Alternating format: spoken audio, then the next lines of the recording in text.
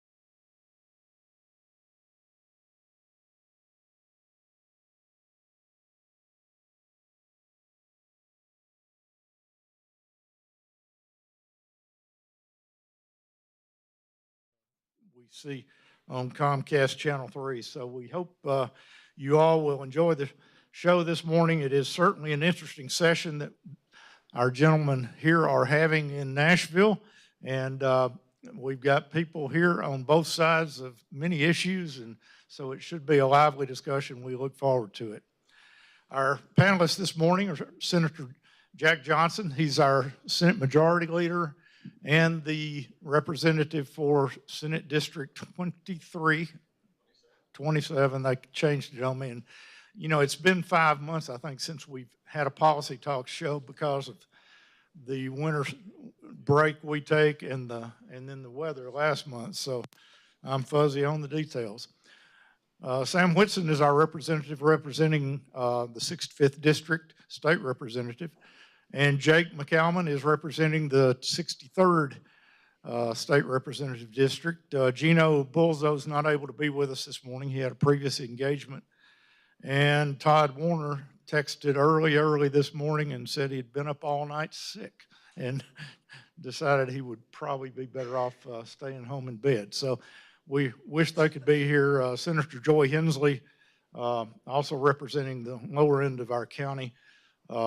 He's from Hohenwald, which is a pretty good haul from here, but he also had an event in Murray County this morning. So we're thrilled to have with us these three gentlemen, and we look forward to a lively discussion. I told Sam we could spend the entire hour on vouchers if they want to, but they voted against that for some reason. So what I'd like to do this morning is start off and let each one of you give us your top 2 or 3 priorities for this session, for or against. What do you think are the 3 most important issues that you either need to pass or defeat? Jack, if you would start us off, can you narrow it down to 3? Well, good morning, everyone. Thanks, Dave. It's good to be back with you again. There are a lot of issues. It is hard to narrow it down to just 2 or 3, but anytime I'm asked that question about what we're doing up at the Capitol, I always start with the budget. It's the most important thing that we do is decide how to spend your tax dollars. It's actually our only constitutional requirement. We could literally convene, pass one bill, and go home, and we would have satisfied our constitutional responsibilities. And that is the budget that we have to pass. And of course, in Tennessee, we're constitutionally required to pass a balanced budget, and we do that every year. Truthfully balanced, not with monkey business going on. Unlike the federal government, we actually balance our budget every year. Tennessee continues to be the strongest fiscally managed state in America. We're one of a handful of states that are AAA rated by all 3 rating agencies. We have the largest amount we've ever had in our rainy day fund, just over $2 billion. We have a statutory goal that we try to achieve in terms of reserves that we have set aside. And again, we call it a rainy day fund for that time when maybe things are not quite as prosperous as they've been here recently.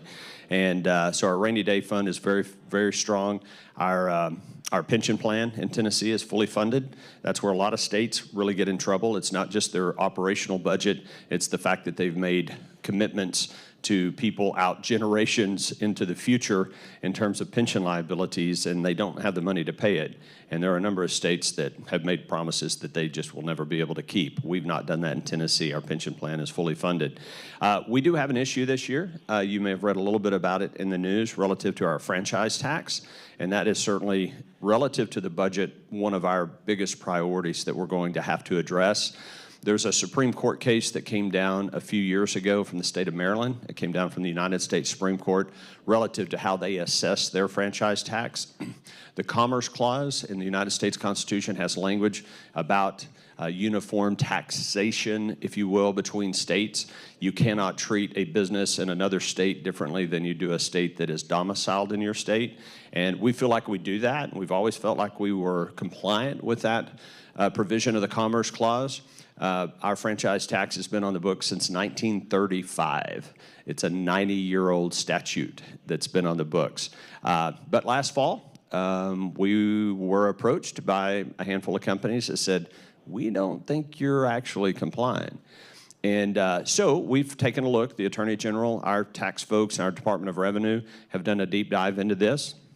And the governor has proposed, and I support making some revisions to that tax and how it is assessed, how it is applied moving forward. And that'll be about a $400 million tax cut to businesses, small and large, all across the state. We like tax cuts in Tennessee. It'll make us even more competitive from a business standpoint, but it is going to affect our revenues.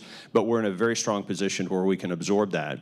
Furthermore, the governor has proposed that we set aside a fairly significant amount of money because, according to current statute, if we have improperly or unfairly assessed a tax, we have a 3-year look back. We have a 3-year statute of limitations. And so the governor is proposing that we set aside some money so that companies, if they feel like they were improperly assessed that tax, be able to ask for a refund. So that's a big issue, and it's good and it's bad. But the good news is Tennessee is in a very, very strong position to be able to handle a situation like that. So that's a big issue, and it's important. That's one. I'll do one other. You made a joke about vouchers. There's no voucher proposal. The governor has proposed education freedom scholarships for kids to be able to, for parents to be able to make decisions for their children that are best.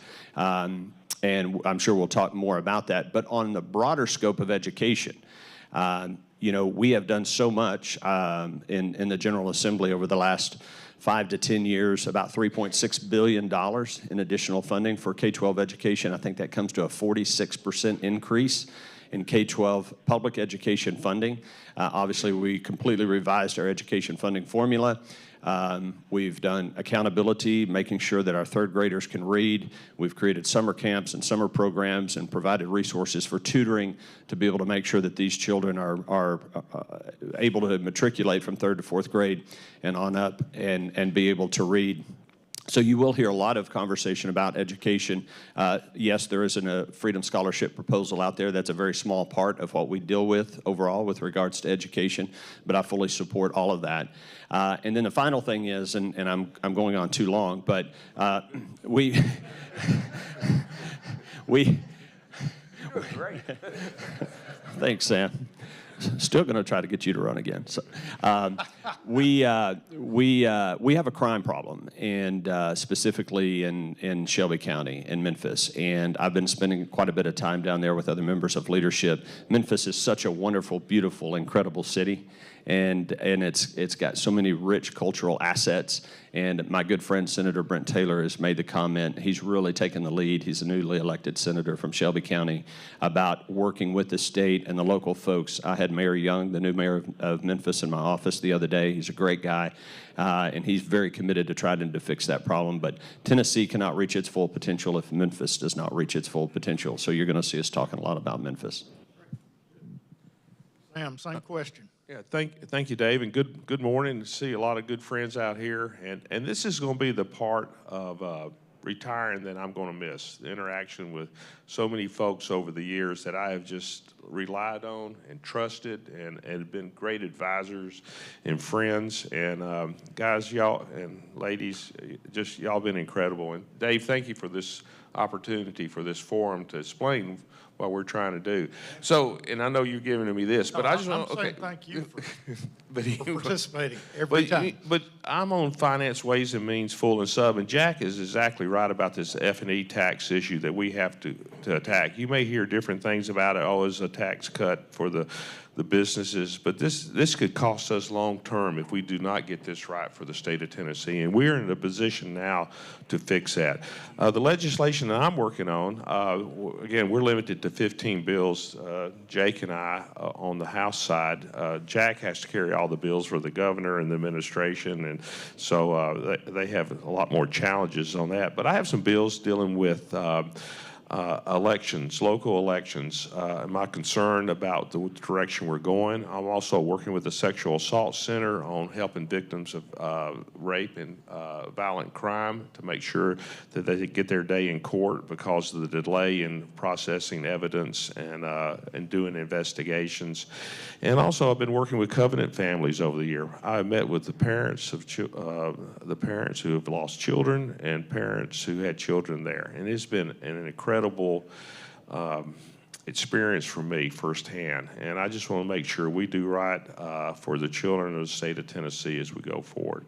Common sense. I think we're all looking for what really works. And the other one, bill that I'm working on, you know, we had great success over the year with TennCare as far as the Katie Beckett program has changed lives. The shared savings account, how we got a waiver from the federal government, how we can process and handle our health insurance for the working poor. But there's another step that I want to take, and I'm going to be working on it, and it's to repeal what the 2014 Kelsey-Durham bill. Senator Kelsey and Representative Durham passed a bill in 2014 that prohibits the governor from negotiating a deal with the federal government on TennCare health insurance for the working poor. I think we need to look at maybe, I'm not saying how we're going to do it or we're going to spend Medicaid, but I think we should give the governor the authority to come back to the General Assembly with the plan that we fund. And so I'm working to repeal the Kelsey-Durham bill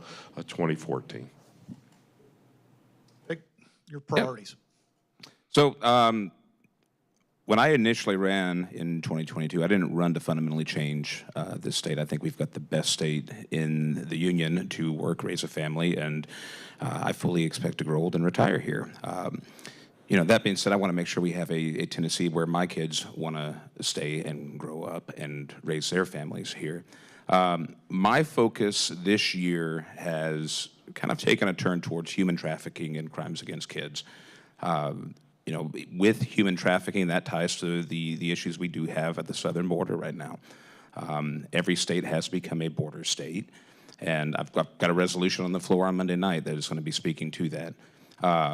On the human trafficking issue, I've got one bill that I'm proud of. I'm working with the Tennessee Faith and Freedom Coalition on it to extend the statute of limitations for victims of human trafficking from a 10-year period to a 30-year period after their 18th birthday, because oftentimes a lot of these victims don't ever deal with this trauma for decades after it's happened. And I fully think that they should be able to go back and get some recompense from these monsters that committed those atrocities.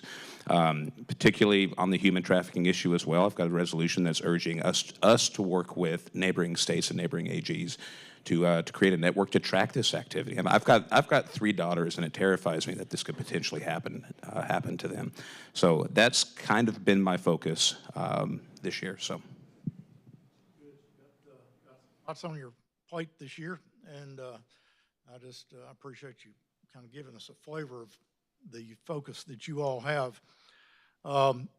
Education is probably, to most of us, maybe the most important issue that the state directs resources to and from and that sort of thing. And there are several issues regarding education that are on the agenda this year.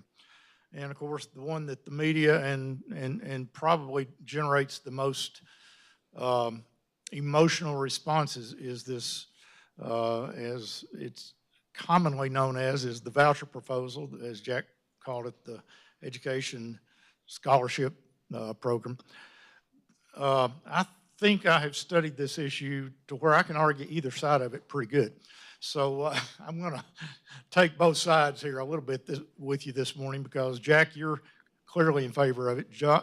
Sam, you're opposed to it. Jake, you are, I don't know which side you're on, but you want to? Yeah, so I've been an advocate for school choice from day one. I've campaigned on it. I believe in it. You know, I've got 3 kids in Williamson County Public Schools, and should this Freedom Scholarship Program pass, I'm going to make the choice as a parent to keep my kids where they're at, because I see no reason to pull them out, but it's my choice. I still feel like the middle child my whole life, and I was, okay? I was the middle child of 3 boys. Okay, here I am again, okay? Wait, we want you to feel right at home, Sam. A couple of things about it. One, it's $141 million out of a $52 billion budget, as I understand it. It funds $7,000 per student, and it's limited next year to 20,000 students, 10,000 of them to families that make less than $90,000 a year. Am I pretty much on target there? The question I had, and I've already had this answered, but I think it's unclear, is, okay, after 2024, 25, there are no limits on how many scholarships can be awarded, it appears. But there is some limit. Jack, you want to explain how that's? Yeah, so this fundamental premise we have in our Constitution, you cannot bind a future General Assembly, meaning anything we do now, we cannot pass a law that prohibits a future General Assembly from doing anything. The only way you do that is to amend the Constitution. And we've done that in a couple of instances. You know, we amended the Constitution to say Tennessee will have no state income tax. And so if a future General Assembly decided they wanted a state income tax, they couldn't pass that statutorily because the Constitution prohibits it, right? So the only way you limit the ability of a future General Assembly to do anything is to amend the Constitution. What the governor's proposed, and we actually got the language yesterday, and it's been filed with the committee, it's fairly simple. He is proposing 20,000 Freedom Scholarships statewide, in the amount of just over $7,000 apiece. And the way the governor arrived at that number is if you think about, well, let me back up for a second. And, you know, public education is a partnership between the state and then the local district. You know, all 95 counties have school systems. The county commission funds those school systems, and there's a school board that runs the operation of those. But we do have special school districts like Franklin Special that are their own taxing authority. And we have some city school systems that have taxing authority. So not to get into the weeds too much about that, but if you take the average appropriation of what the state contributes to educate a child, and you average that all across the state, it's about $7,000 per student, just over that. Now that varies, and you've heard me say many, many times in this forum and others that I feel like Williamson County gets a raw deal from the state because the way the formula is calculated, they look at things like your property tax base and other factors. Williams County is a very affluent, wealthy county, and we get penalized for that. So we get less money from the state to educate each child.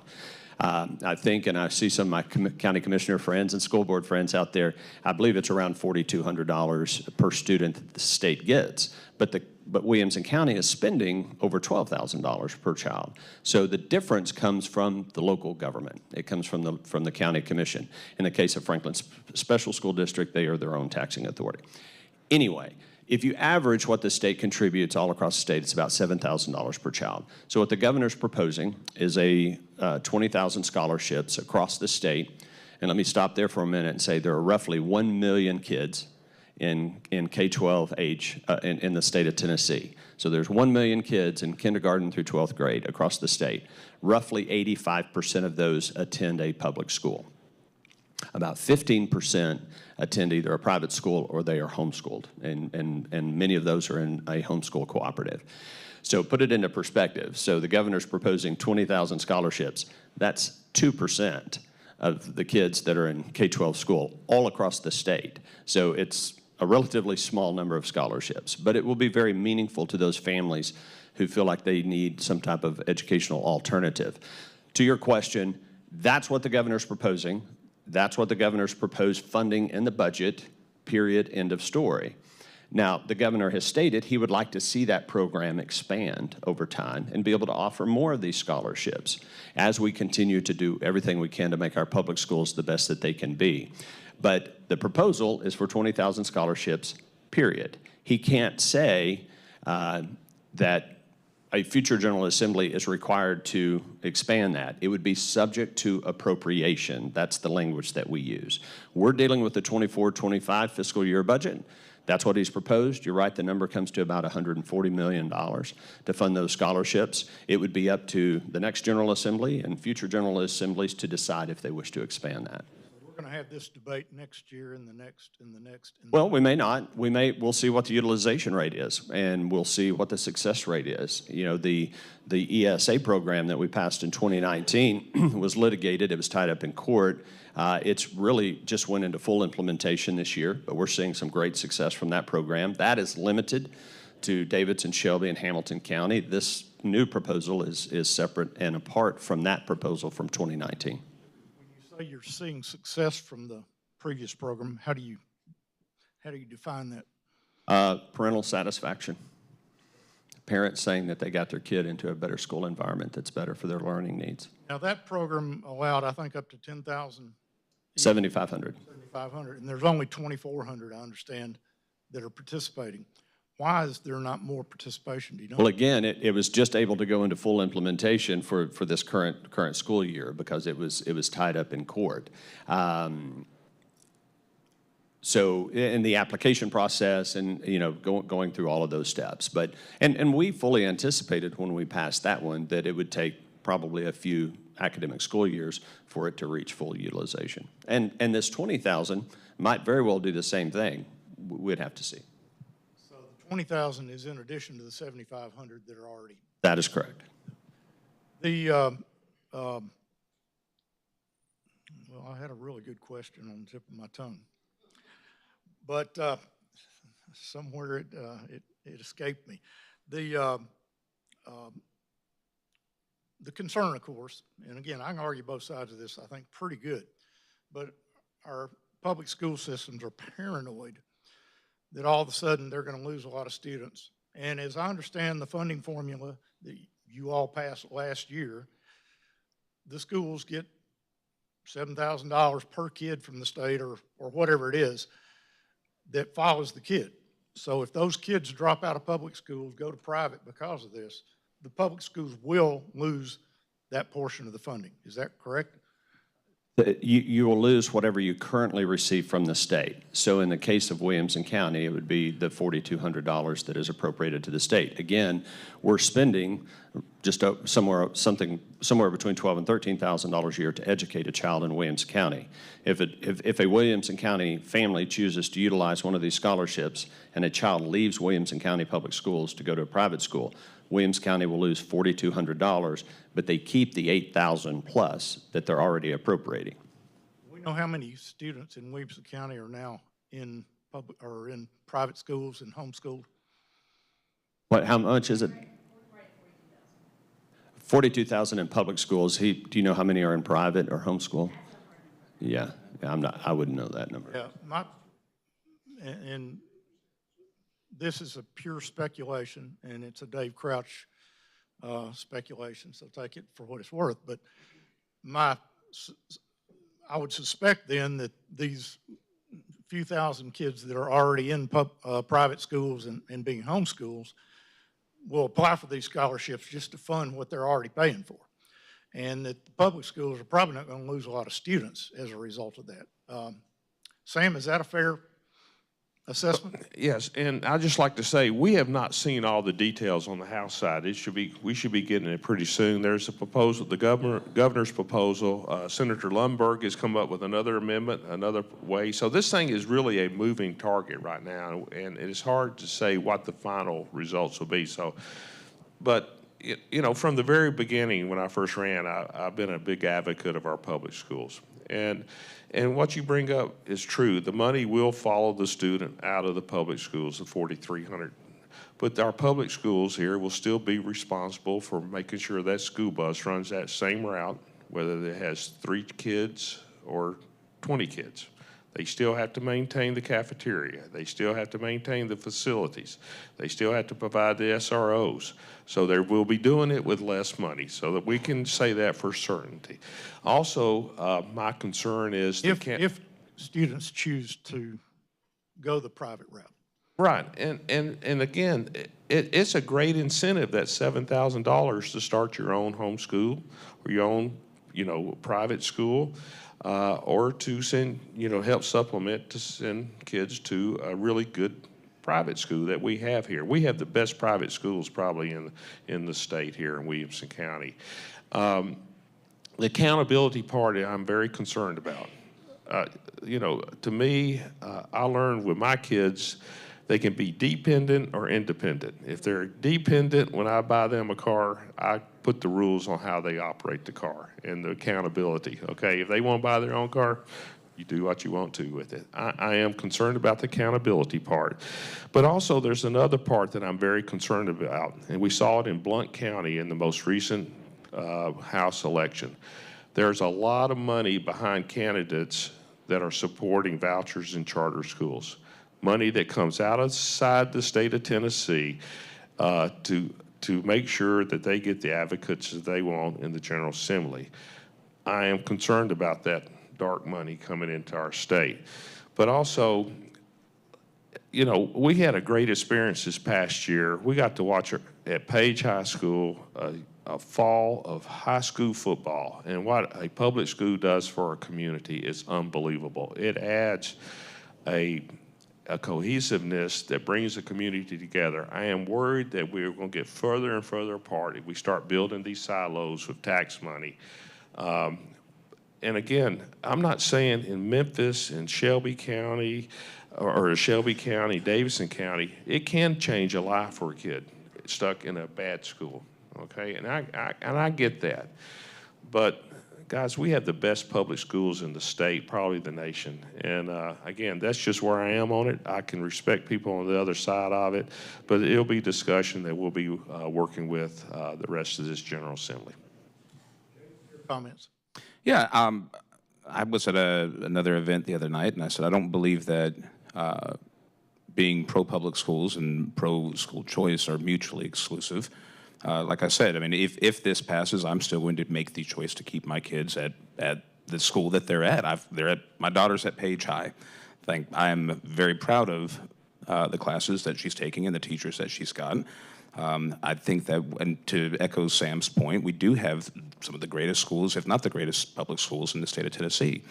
You know, I do believe that tax dollars should follow, and if I'm not mistaken, even if they, without a Freedom Scholarship right now, without that state money being able to be applied to a private school, if that child today leaves Page, if I pull my kids out of Page today, they're still going to lose that state money. So I mean, that's not a nuance within this program. So you know, I look forward to a healthy and robust conversation. I unfortunately am not in the committee that is going to be heard in on Tuesday. I will absolutely be keeping tabs on it, but I look forward to discussion on it. Jack, one more question. The scholarships are going to be prioritized to certain families. Explain how that will work again. Sure. The way it's been proposed. So you touched on this earlier, and you were exactly right. That what the governor's proposing, and let me echo something Sam said, because he's spot on. You know, this is a big idea. It's something new. It's innovative. It's going to take on a lot of different forms. And the way the process works is we had a caption bill. We have an amendment that has been brought to us by the administration. That is the governor's proposal. And that amendment has been filed. That's kind of the starting place, if you will. And so that will be filed in the House committee. It'll be filed in the Senate committee. And then each chamber will go through on its own track. And there are a lot of ideas that are being bounced around. The House is looking. I was at an event with Speaker Sexton yesterday. He and I were speaking to a group, and he touched on some of the ideas they're looking at. And I think that most people in this room, regardless of your position on the Education Freedom Scholarships, would be supportive of granting more flexibility to high-performing school districts. And certainly Williamson County and Franklin Special School Systems are both high-performing. I passed a bill back several years ago called the High Performing Schools Act that eliminated certain bureaucratic requirements on districts that met certain metrics, so graduation rates, composite ACT scores, standardized testing results, and so forth. And so we were able to remove some of the things that are required on other school districts because these districts don't need them. And it's something that Speaker Sexton spoke to yesterday is, you know, if you run a business and you've got 10 employees and 5 of them are doing a bang-up job and 2 or 3 are struggling and 1 or 2 are not showing up, you're not going to necessarily treat them all the same. And we shouldn't do that with our school systems either. So the House is looking at a number of different ideas. The Senate is as well.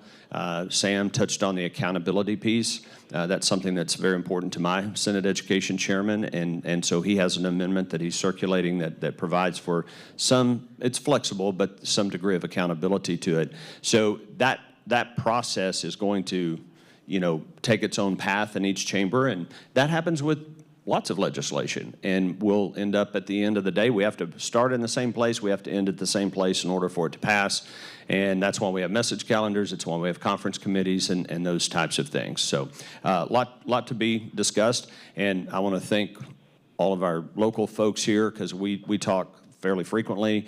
I try to speak with David Snowden and Jason Golden pretty regularly about it, in addition to some of our school board members, because I want their thoughts and their feedback on it. And an example was the Improve Act. Remember when that came out, how that changed, went through so many variations. But what I am concerned about, though, is the final bill comes out, and in the final bill in one big package where you vote for it or not, it would have the incentives for our local schools, our public schools, like teacher pay raises. So then you'll be put in a position, do you support vouchers or don't, and then the teacher pay raise components in there. So I hope it is separated so we can make those decisions and make those votes on, really, to me, entirely different subjects. I was just thinking I needed a music thing so that when I'm ready for those guys to move on to a different subject, Musical interlude. Play the music. Thank you, whoever that was. There's several other issues that are obviously very important, or they wouldn't be in front of the state legislature. But one of them, Sam, you are carrying a bill to address the issue of caucuses versus local primaries in our local elections, and I don't know exactly what the scope of that bill is, but tell us what's going on there and what it means specifically for Williamson County. Well, there's two bills, and I have not filed them, or excuse me, they'll be on the calendar soon. And they'll, one of them has to do that for county offices, instead of doing a caucus selection of a few folks making the decision who runs for county mayor or county commissioner or the school board, that it's done, you have to do a primary rather than having a caucus make that decision. The way we've done it forever. A primary, yes, yes. And I think that increases the opportunity for citizens to be involved in our elections. A conservative radio host recently commented that our party is putting so many restrictions on who qualifies to run that it's become elitist, and we should trust the people. And I really appreciated his comments on that. I think it supports what we're trying to do. And the other one that I have, and these are going to be tough to get out of this committee, first of all, I want to tell you, it will be a miracle, I think. And that's to do away with this partisan school board elections.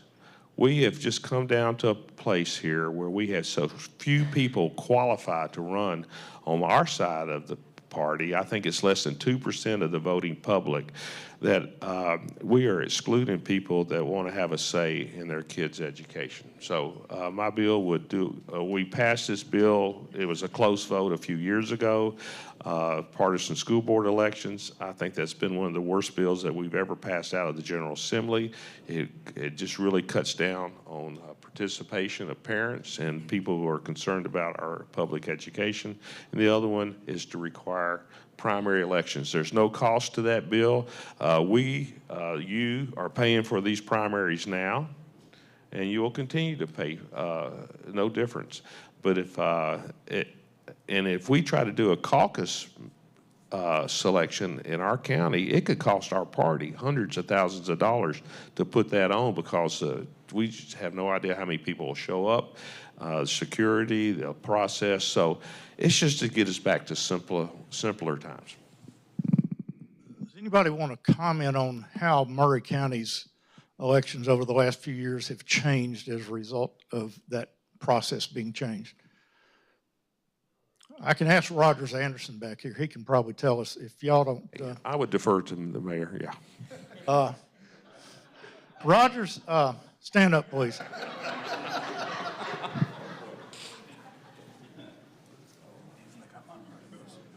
All right. Now, and I'll characterize it as best I can, and you correct me where I need correcting, but several years ago, there was a very popular county mayor in Murray County that was displaced by a fellow by the name of Andy Gogles because they suddenly decided to have caucuses instead of a primary election for those county offices. And the small group that showed up for the caucus chose Andy Ogles as mayor, who is now our congressman. And we could probably all give him some political advice this week because he's stirring things up there. But how would that affect Williamson County if something like that happened here? Well, the first thing, I think you ought to leave it the way it was. Okay. And I like the idea of letting the people decide how they want to, who they want to have in office, if it's Jack or Sam, any of the local officials. You know, if you're make the grade for the Republican Party or the Democratic Party, put your name out there and let the folks vote you in or out. A few folks that make a decision whether I can run or not is, in my opinion, is not a healthy democracy. And I'm all about letting the folks decide. The same thing, you look on this, if you don't mind me digressing a little, get off the hot seat you put me on. I'll take the mic away. You know, you talk about school choice, and I go out here, or education freedom that they've labeled it. That, at the end of the day, it's probably not going to hurt Williamson County because we're going to figure out how to handle it. The issue that I have, and nobody's talking about it, is what about that child that decides to come over from the borderlines on Davidson County or Rutherford County to come into Williamson County? And they send over $7,000. That's, as Jack said, that's the number. Is that going to follow that kid from Rutherford County? We're already, our schools are not open zoned. Some of the schools are packed, Page, some of the others aren't. $7,000 won't do it, and so you're going to have to recalculate and reformulate that program if you decide to bring in that county school system. We're running short on time. So. I'm finished. Good. Thank you, Rogers. Any response from the panel? Yeah, I'll chime in, and Mayor, I couldn't agree with you more on that particular issue. School districts now have the flexibility to allow people across county lines or district lines to come in. You see this more in, say, a Shelby County where they have a bunch of different city schools, and then there's a county school system. And there is flexibility under current law for districts to allow children to come in. And by the way, there are some rural counties, they welcome those kids coming in. They have capacity issues. They have excess capacity. And so they're in a situation to where if a family lives right on the county line, or for mom and dad work in the neighboring county and they want their kid in that other county school system, we want to make sure that counties have the flexibility to do that if they choose to do so. And most of them charge tuition, and that's allowed under statute. But what we have to maintain is something that you touched on, Mayor, is the ability of the local district to accept or not accept those kids coming in. It needs to be a decision of the local district. If you're a small rural county and you're at 60% capacity and it makes sense for you to add student population, you should be able to make that decision at the local level. But if you're full or the money doesn't make sense, or if there's a scholarship that's traveling with that family or that student, that needs to be up to the local government. And so I will certainly do everything I can to make sure that our folks here at the local level can make that decision if they want to accept those kids. In fact, I think there's one county that has only like 43 third graders in the entire county. Think about that. Yeah. Going back to the primary versus caucus issue just a little bit, this may be my last show because I'm fixing to step out there a little beyond maybe the red line. But what you're talking about is and it sounds like there's a movement, maybe even within this county, to do away with primaries for local elections. The primary in Williamson County is the election. In other words, whoever wins the Republican primary is going to be generally the office holder at the end of the day. So if we do away with primaries in this county, we're turning the choice of our public officials over to a, 10-person executive committee or something with the Republican Party, who has already disallowed two of the most prominent Republicans I know in this county, didn't let them vote in the last caucus for executive committee. So, And Dave, that's part of my concern scary. too. But the other side of that too, in Davidson County, on partisan school boards, you will never see a Republican or a conservative candidate back on that school board. So it works both ways. pardon my editorializing there, but it concerns me, and I wanted to make sure we tried to have our audience understand what the real issues here are and how they might affect us. Several other school-related issues. School safety, of course, has been a big subject of discussion because of the Covenant incident a couple of years ago.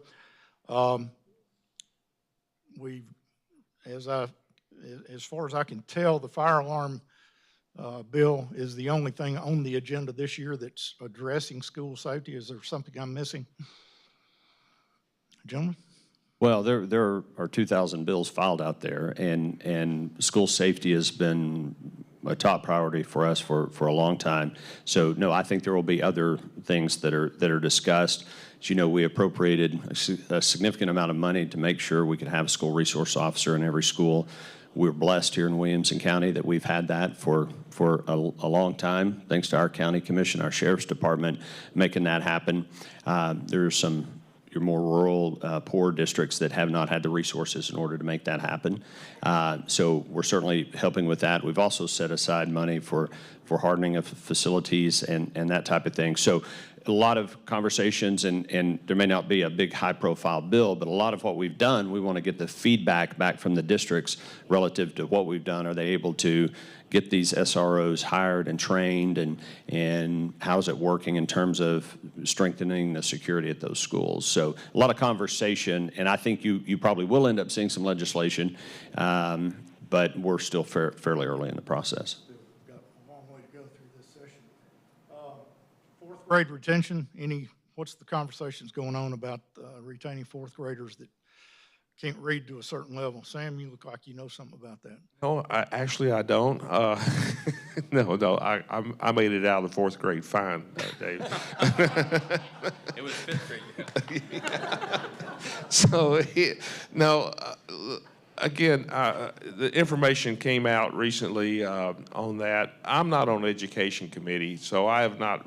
My focus has been on budget hearings and transportation this year so far. But we will get into that, Dave, and thank you for putting me on the spot for that. You're welcome. I like to do that. Jake, social media. I understand you're proposing some legislation along that line, requiring parental consent before a minor can get on Facebook or whatever, Instagram, whatever their choice, TikTok. However many there are nowadays. How do you define that? How do you monitor it? How do you enforce it? Well, so that's actually an administration bill that was brought to me by the governor. One other question. Isn't that a federal issue, maybe not a state issue? Well, I don't think it is. I think that our job as the Tennessee General Assembly is to look out for Tennesseans. Especially nowadays, I don't think that we should be overly reliant on a federal government that doesn't seem interested in what we are interested here in this state. So as far as the social media goes, I mean, I've got 3 kids. I'm very, very particular about what they are able to see and what they're able to access, and what, and they know if I say, hey, let me see your tablet, that's not the case for everybody.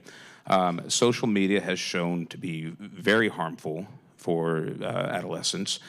There's some studies that the U.S. Department of Health put out studies that talk about depression and anxiety and within kids under the age of 18. So it's a bill that says it's not prohibiting kids from being able to access it. It's just the same thing as if, hey, it's parental involvement, saying you need to have your mom or dad's consent to be able to have this account. Now, that has been, we're looking at some mandatory language because as it sits right now, it's overly broad. But at the same token, the intention is to make sure that our kids are being protected from what they are going to be exposed to in social media. Wish Gino Bulso could have made it this morning. He's got a bill out there regarding pride flags and so forth in schools. I think Joey Hensley had some really good questions at a recent school board meeting or school board session with you guys. So we'll get more into that next year or next month. But any comments about that briefly? Y'all haven't gotten into that yet? Okay, I see the look. Taylor Swift recently had some problems with artificial intelligence. And I understand that there is a bill out there called the Elvis Act that hopes to address some of these issues. Anybody know anything about that, or can Sam?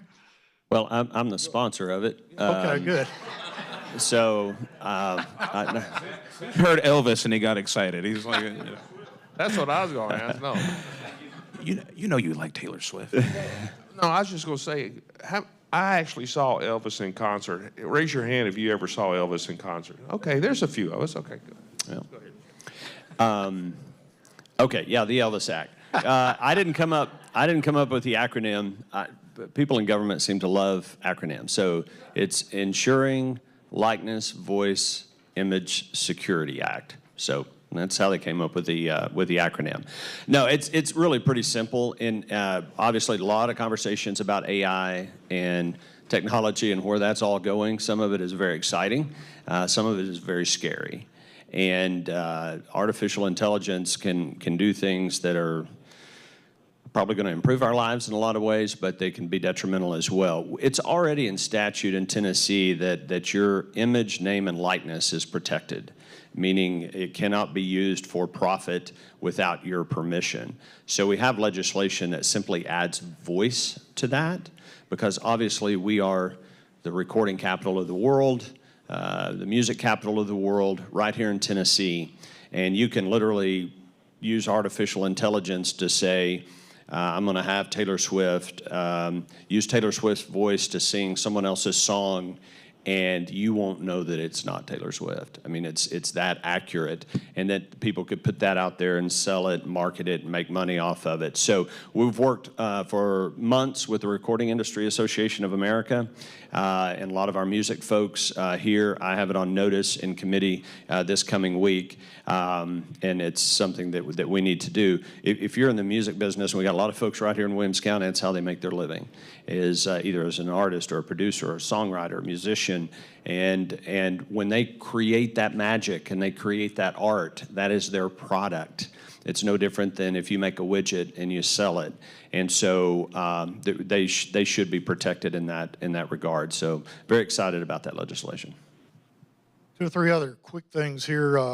The governor's proposed $71 million for a new state park somewhere. Do we know where that's going to be?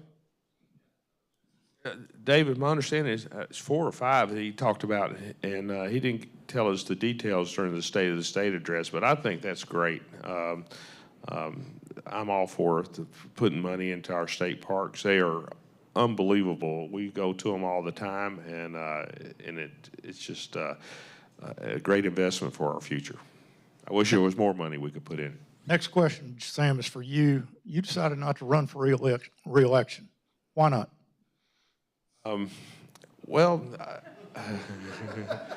these hard questions, Dave, that you give us. No, 8 years has been good. I will be hitting the 7-0 mark. What? So what? Okay. And, but, you know, I always believed, I've been blessed my whole life. I mean, Pam and I will be married 50 years in August. I lived the life that I wanted to do since can ever remember as leading soldiers. It would never be better than that.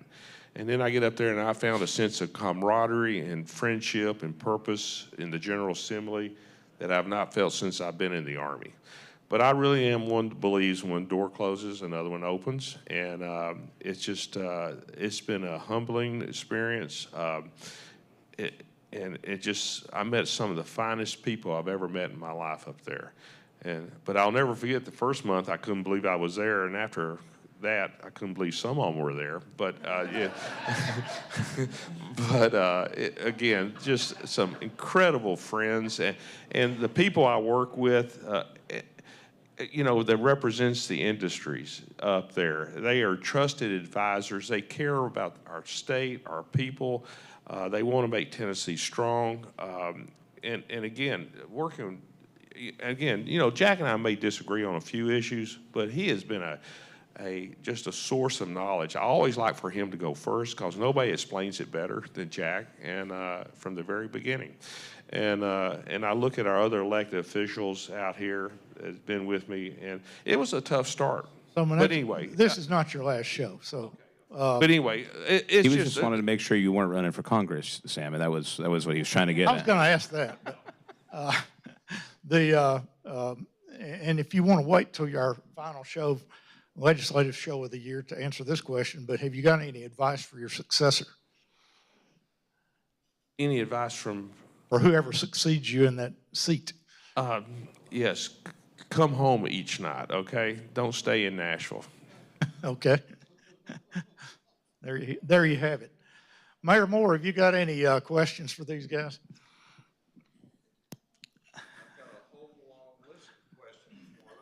You got 2 minutes, so. I think the question I would ask is the proposal to limit or cap property tax. I feel like there are a lot of checks and balances already that make sure what we're doing. I have concerns that if it is capped, then that puts us in a position that we have to raise property tax every single year. And also just our planning process where we're working on our budget starting in January and finishing up in June. You don't know what you're going to have to do until later in that period of time. And I have concerns that it could threaten a AAA credit rating and also worry about our ability to continue to improve roads, and many of them are state roads, by the way. So love to hear your comments on that. Well, and I agree, Mayor. You know, we don't want Washington telling us how to do our tax structure in Tennessee. And I've always been a big believer in local control. And I don't think the state of Tennessee should tell our counties how to do their business. If our local citizens are not happy with the tax rate, they vote for county commissioners and aldermen. Okay, I think that's the way to deal with that. But I agree with you about the threat to our AAA bond rating. And again, I will oppose that legislation if it should ever make it to the House floor. Well, I'll chime in. We're so blessed here in Williamson County. The way our county is managed from a fiscal standpoint, the communities, Franklin, Brentwood, Fairview, Spring Hill, Thomas Station, I mean, Nolensville, they do a really good job. It's just some of the best managed local governments that there are. And it's something we face frequently. There have been some communities in our state that have voted for fairly significant property taxes that cause people to lose their homes. I have concerns about this particular proposal. We've had lengthy conversations with our comptroller about it, and he has concerns about it. Our Constitution prevents us from impairing a contract, and anytime you or Williams County issues a bond, that bond is part of the contract is your unlimited ability to tax in order to service that debt. And capping that through some type of legislation could result in impairment of that contract. So there are a lot of issues relative to that legislation. So, but we'll stay in touch if it has not been put on notice. It's not moving at this juncture. If it does, obviously I'll be in touch. We will be in touch with all of you to see what the impact would be. Well, part of the argument I've heard is that, well, a whole bunch of other states do it, and I'm concerned that a lot of our legislation is modeled after other states. Tennessee is its own state, just like Williamson County is its own county and Franklin's own city. So, Gotcha. Tom Lawrence always has a good question. And I think we got time for one more quick one, Tom. What is your question of the day? My question's for you. You regret asking him. Where's Gino? Gino had a previous engagement to speak. Does anybody know? Kel, what was it? For the fourth consecutive time. He's been here once, so we'll give him credit for that. And we'll smack his knuckles for not showing up. But we would love to have him here. Todd Warner has been good about coming here. Senator Hensley, understandably, coming from Hohenwald at this time of day is a high bar, but he actually did have an event in Murray County. So, Cal, just make sure Gino Bulzo is aware of this date for the next couple of months. So we get on the calendar first, okay?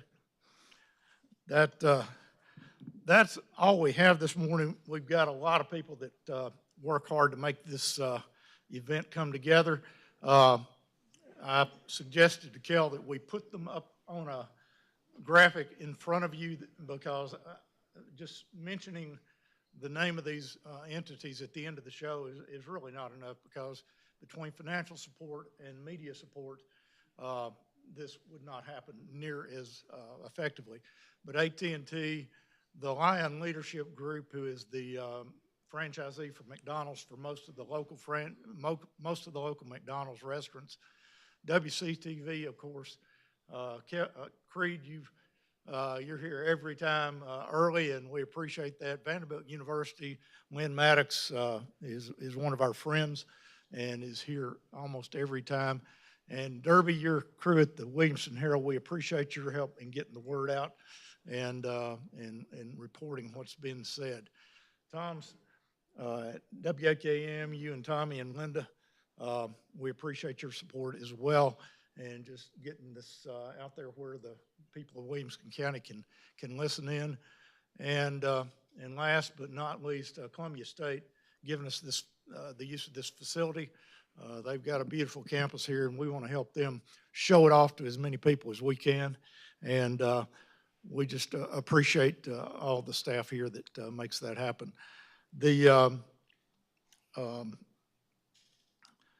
Have I covered everyone? Everyone but the chamber staff. Kel McDowell's the quarterback on this effort. Matt Largen and Jenna and Nancy Conway and a lot of other people contribute to this effort and make sure I'm aware of things that we probably need to get involved in. We do like to have questions from the audience. There was so much to pack in this morning, I didn't leave any time for that because we were just, I wanted to give them time to explain as much as possible about these issues, but hopefully next month and the month after, we will have time for questions from the audience. And Kel, I think our next date is March 22nd. Yeah, Good Friday's on the 29th, so we will meet a week early next month. So put March 22nd on your calendar, and we will look forward to having you back. Thank you very much. I appreciate your participation.